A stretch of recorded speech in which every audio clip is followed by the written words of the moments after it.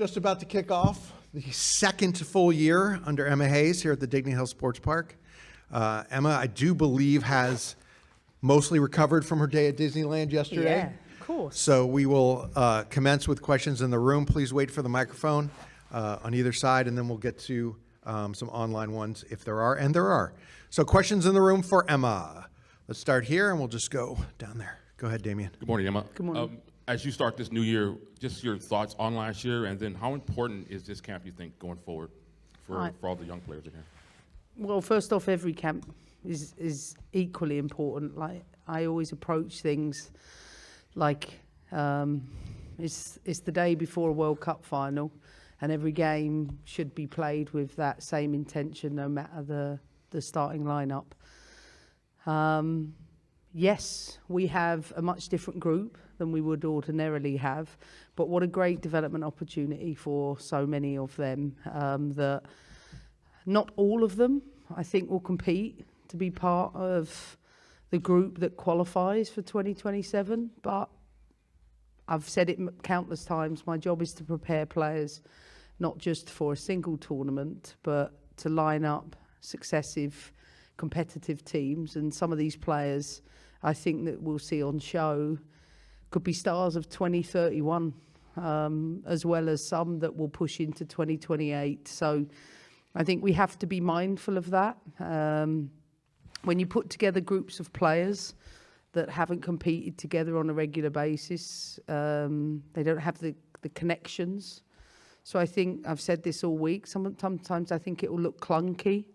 I think there might be moments that they're so keen to prove because there's limited opportunities.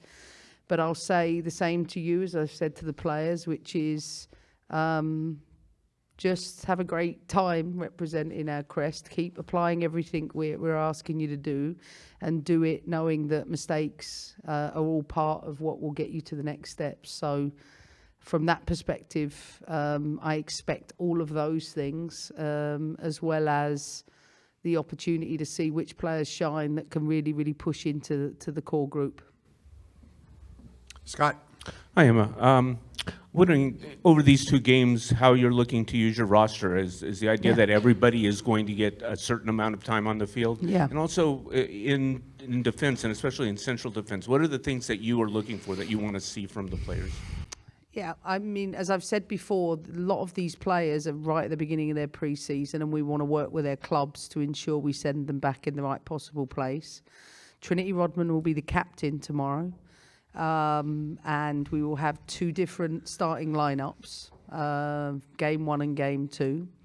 I will make a maximum number of subs in both games, perhaps even as early as 45 minutes, depending on the the positions of each player, and then probably 60 will be the latest. So I expect to make a maximum sub by that moment in time, because we want to gradually build players back in, and then there'll be another lineup for the game a few days later. And what are you looking for from, especially in center? I think Jordan Bugg's absent today, so she's had a little bit of a cold. So she was originally scheduled to play for game 1, but she's now going to be in game 2. But I'm looking for them. Some of our core themes this week is making sure in our build-up, we're making the right decisions. So making that, I never like to say too much tactically on it, but make the correct decisions. And then out of possession, how we're organising ourselves to be nice and compact. I think they're probably the two key things that we're looking for from those. And I've made it clear to the players too. I think Naomi Gurma, Emily Sonnet, they're the most experienced players in here. Behind that, and yes, we don't have Tierney Davidson back with us, I think it's about the 4 that are here, plus Tierney really competing to push themselves into that core group. And so all I ask is that just one step, from the last time you're with us, that you keep adding the things that we require within our game model are the most important messages. But these have all been outlined to the players in my individual meetings with them this week. Hi, Emma. Thank you for taking the time today. Trinity has earned 1 cap since winning Olympic gold, yet she's the most cap player on the roster. How has her veteran presence impacted the more inexperienced players during camp? And have there been other players who have sort of taken on a more natural leadership role? Yeah. I spoke with Trin at the beginning of camp to tell us she'd be the captain in the first game.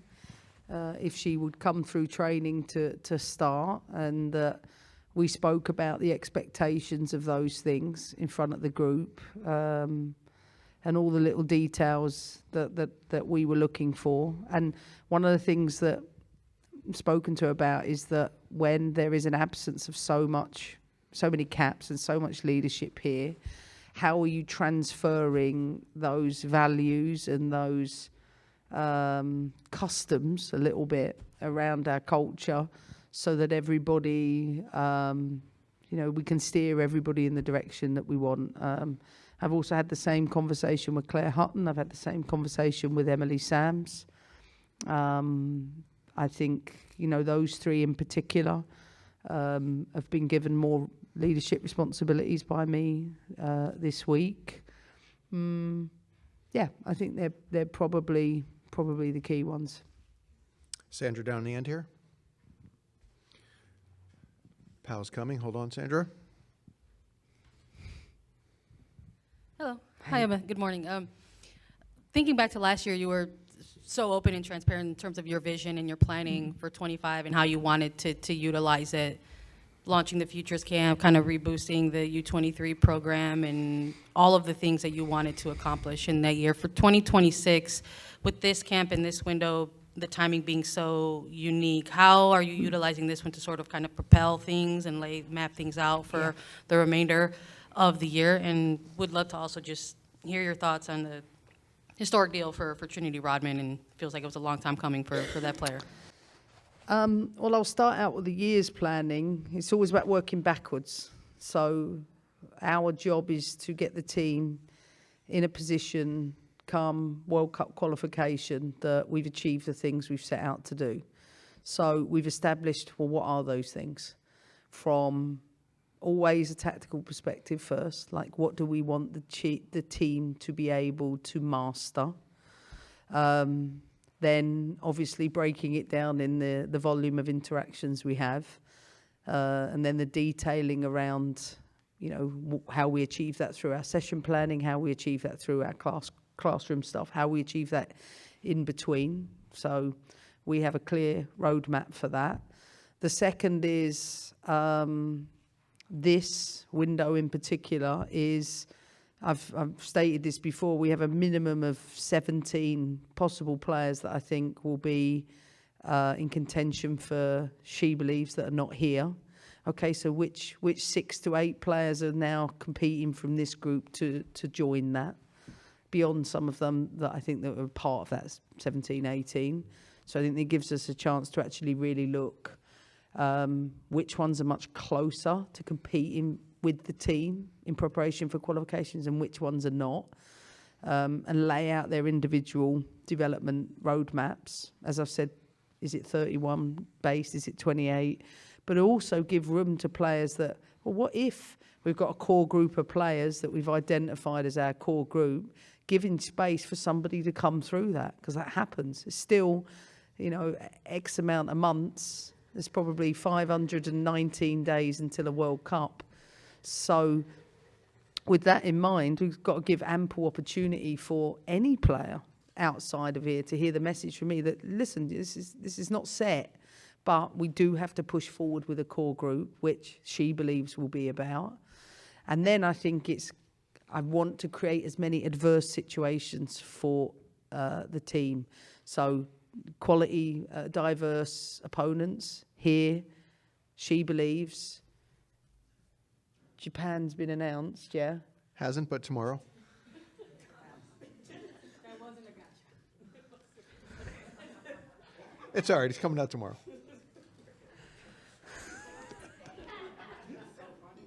There's more details that you'll get tomorrow, so we're good.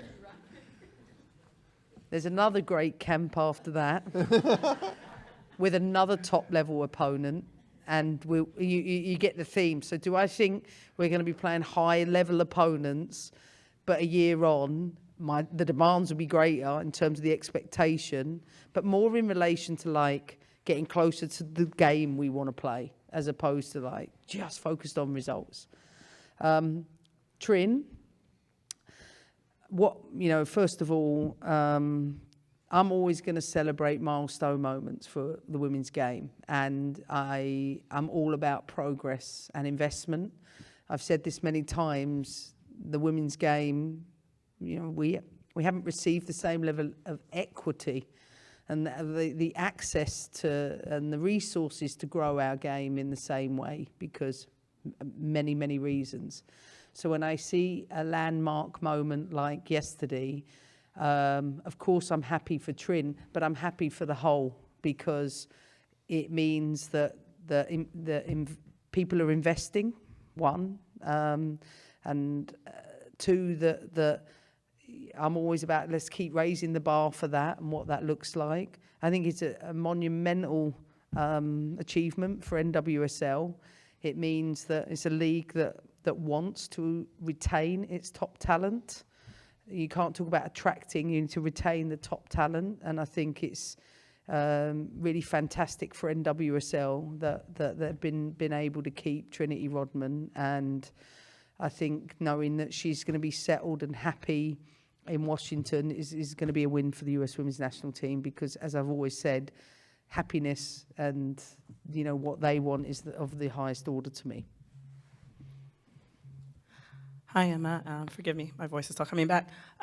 Just to piggyback off of that a little bit, you talked earlier this week about the legacy of the United States Women's National Team. So this is twofold. One, tomorrow's game, we're honoring Kristen Press from Los Angeles. Obviously, you didn't get to coach her. I believe you may have coached against her once or twice. But can you talk a little bit, one, about her impact, but two, about the impact of the last generation and which lessons you really want this core group of young players What was to the take? last part? Sorry. What lessons from the previous generation do you want your current group of players to take forward? Well, I'll probably start with that, because that's always my starting point. Like, what do we build off? So even when I was talking about the Trinity Rodman announcement to the team today, I talk about it in relation to the history of the program and the milestones. So I think, when I think of Kristen Press and how well travelled her career was, I think she had to do that in the backdrop of maybe not it being a little bit harder to make those choices as a US Women's National Team player. Whereas I think in this day and age, there is more freedom to move, or more opportunity too, that comes with that, because the game has grown. So I think of Kristen Press as somebody who pioneered in some regards to play abroad, to go and do different things, but at the same time, I've said it many times, there was so much about her play that I used to watch, and I was like, she's such a difficult player to go up against. She's not going to be a traditional 9 in the sense. She plays in spaces really, really well. She's really, really difficult to mark, and she turns up and faces you in areas. She was one of the most threatening players in the world, driving at a player, and her final third play. I was always a big fan of her play, so really delighted to honour her. And I know I shouldn't say this, but I'm one of the biggest fans of the US Women's National Team, even though I'm the coach of this team. So when whomever it is being celebrated, I feel like I get the chance to honour that and celebrate that as well. She's often told the story about her and Rose being the two biggest 99er fans. Yeah, definitely. The 99ers I team. never forget Rose's face when we were having the lunch with all of them, and I'd been smart enough to not only get the 99 jersey, but I'd already thought out where the signatures would go for when it's framed, and she hadn't. So I'd got it on the front below the crest, and she'd got it behind, and she was devastated, but I would not swap my shirt with her. Sorry. Get the crest put on the back, Rose. All right, we only have time for a couple from online. So Ann Peterson, go ahead, Ann. Hi, Emma. Thank you for doing Hey. this. I appreciate appreciate it. I wanted, building a little bit on what you said about Trinity and investment, I wanted to talk to you a little bit about Michelle Kang and her investment. She was instrumental in making sure that Trinity stayed in the NWSL.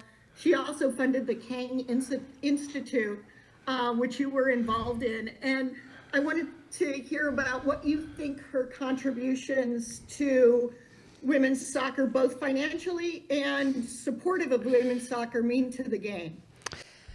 I think in the true spirit of being who I am, I want to celebrate all of our owners first, because of the investment all of our owners commit to. And I've said this too, is that you know, that as the sport that's growing in its infancy, they have to invest a lot and also, you know, lose a lot of money by putting upfront investments in. So all of our owners, I think, are doing a tremendous job with that. But I think when it comes to Michelle Kang, I don't think I've ever met anybody quite like her. Not just in terms of her commitment to invest in the women's game in the way that she has. It's easy to look at the dollars that are being put in by her, but actually, if you meet her and you get to know her, she's so passionate about women's football globally, and she's so determined to play a significant part, not just in shaping the next direction for the women's game and leading the way with that investment, but in her commitment to research, to education, to developing the insights. That's go back to the equity piece that is going to have a bigger impact on the broader game. And some of that impact won't be felt in its entirety just yet. I think the US Women's National Team, through the Kang's Women's Institute, will benefit with those insights. But our goal, and our collective goal, is that we build insights over the entirety of that investment, so that it impacts the broader landscape. And in our mind, we think about Project 31, and we think about the legacy of 2031 and what could that look like as a nation that has always led the way. And we don't want it to be just about performance on the field. We want to be able to give the right insights to support keeping young girls in the game, to keeping women in the game, whether you coach, whether you lead, whether you administer, whatever, to sharing what we think might be the important things. I don't know, for a HR team, if you want to keep women in the sport in some capacity, but most importantly, positioning all of it through an entirely female lens, but backed up with empirical research in and around all of the things that really, really matter. So that, for me, will be the true legacy of that investment, is what are we leaving behind beyond just those at the elite. We only have time for one more because we got to get everybody into the mix zone, so we'll go to Jonathan Tannenwald. Go ahead, JT. Excuse me. Thanks, Aaron. Hi, Emma. Hi. I saw your post a couple days ago about Pat Summit, and having worked with her a little bit in the past, I'd like to think she'd be interested in your work as well. But I did want to ask you another question about Trinity Rodman. In the days since you found out that the deal was done, and I think we all know it wasn't just done yesterday. It had been close to done for a while before that. But as you've watched Trinity this week in camp, have you noticed, a burden off her shoulders at all now that it's done? Because she obviously had quite an emotional investment in it herself. I think, first off, I want Trin just to be Trin, the football player, when she's here, and that she can focus on being one of the team, can be, just focused on that. So I've been conscious not to overwhelm her with anything else other than making sure she does everything right to be prepared for the team every day. I think when it comes to a weight off of her shoulders, I think Trin's been clear on what she wanted. I think she, the conversations her and I have probably had is that she does care deeply about the impact of the game beyond herself. She does appreciate that being a role model for the sport, and she wants to do that in America, and she wants to elevate the NWSL, as do all the players. And she recognises that being in the spotlight, you know, comes with that. But I think if you see with the maturity of her and handling of the press yesterday, I you know, I haven't told her this yet, but I was like, you know what, you're really growing up, and I'm always proud of that. So I think being settled for any player really matters, and I think having that clarity now, now it's about, okay, how do you accomplish your next set of goals, whatever they are, and can focus on that rather than the conversation around her contract situation.